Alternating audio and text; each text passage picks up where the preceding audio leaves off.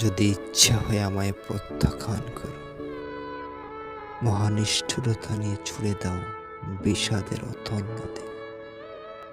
ইচ্ছে হলে অনন্ত অভিমানের চিরতরে যেও দূরত্বের মহা উৎসবে।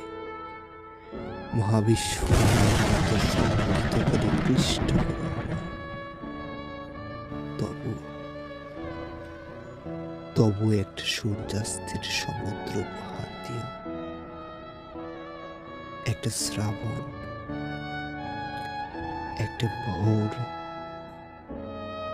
রোদেলা দুপুরে হেঁটে যাওয়া একটা বহুদূর পাহাড় দিও।